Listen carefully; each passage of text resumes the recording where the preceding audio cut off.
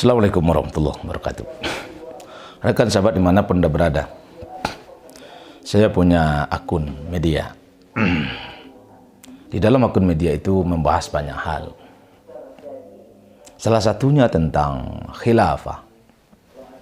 Ketika saya membahas khilafah, maka datanglah serbuan dari para hater, para pembenci khilafah, dengan berbagai macam narasi.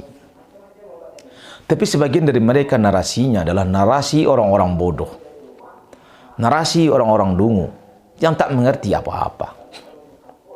Orang bodoh itu tak pandai berpikir. Mereka hanya pandai berucap kata-kata kotor yang keluar dari mulutnya, yang bisa jadi itu yang ada dalam otaknya. Apa contohnya kata-katanya? Hei kadrun lo. Nah, itu kata-kata yang muncul. Kadrun lo, kadrun. Lo tak layak di sini. Kalau mau bangun khilafah, keluar lo dari Indonesia. Nah, khilafah bertentangan dengan Pancasila. Ini perlu saya sampaikan kepada rekan-rekan semua dimanapun Anda berada. Jadi, narasi-narasi yang mereka buat itu tak muncul dari olah berpikir. Itu hanya muncul dari emosional, karena ketidaktahuan dan ketidakpahaman satu. Yang kedua, bukan karena ketidaktahuan dan ketidakpahaman, memang mereka dipelihara untuk menyampaikan kata-kata kotor kepada siapapun, sehingga dia berharap orang berhenti menyampaikan kebenaran. Maka tatkala orang berhenti menyampaikan kebenaran, apa yang ada dalam benaknya? Oh, kok berhenti lo? Takut lo ya? Gitu. Jadi susah kita melihat mereka ini. Entah apa yang mereka inginkan. Ya. Jadi yang pertama tadi memang karena kebodohan. Yang kedua adalah orang-orang yang khawatir dengan kedudukannya, dengan kesenangannya, dengan manfaat yang sudah dia terima pada situasi dan kondisi saat ini. Maka ketika mereka khawatir kehilangan manfaat, khawatir kehilangan kesempatan, apa yang mereka lakukan? Mereka membuat narasi lain.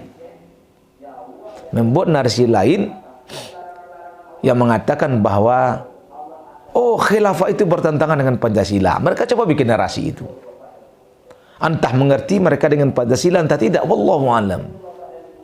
Karena kalau kita tahu yang namanya Pancasila, sila pertamanya itu ketuhanan yang Maha Esa. Kalau ketuhanan yang Maha Esa, berarti negara itu hanya mengakui satu Tuhan. Nah, jadi kalau mereka mempertahankan Pancasila, maka itu hanya bisa dilaksanakan dalam Islam semata. Ketuhanan yang Maha Esa. Di dalam pasal 29, negara berdasar atas ketuhanan yang Maha Esa. Artinya apa? Kalau ada orang-orang yang tidak bertuhan, kalau ada orang-orang yang punya Tuhan lebih dari satu, maka kewajiban negara mendakwahi mereka, memperhatikan mereka, mengajak mereka bertuhankan yang satu. Tapi sekarang mereka tak ngerti itu. Yang ada adalah Pancasila. Entah apa Pancasila dalam benaknya kita tidak tahu. Itu. Yang penting Pancasila. Saya NKRI, saya Pancasila, saya Bhinneka Tunggal Ika. Dia sebut Bhinneka Tunggal Ika, tapi tak mengerti dia Bhinneka Tunggal Ika. Bhinneka Tunggal Ika itu artinya berbeda-beda, tapi tetap satu. Tapi ketika dia melihat orang berbeda dengan dia marah. Gitu. Kenapa? Ketika melihat orang berbeda, seakan-akan akan menghilangkan, akan menghapus pernyataannya. Ya. Tapi kalau dalam Islam boleh berbeda-beda, tetap satu. Satu apa? Satu dalam Islam. Kan gitu. Ya. Kita bisa jadi berbeda pandangan, kita bisa jadi berbeda mazhab, kita bisa jadi berbeda memahami ayat, memahami hadis. Tapi kita satu, ummatan wahidah, umat yang satu. Tapi mereka, ya Allah, ya Rahman, ya Rahim. Itulah kondisi mereka pada hari ini. Nanti kita akan sambung. Kenapa sebenarnya mereka menolak itu. Ya.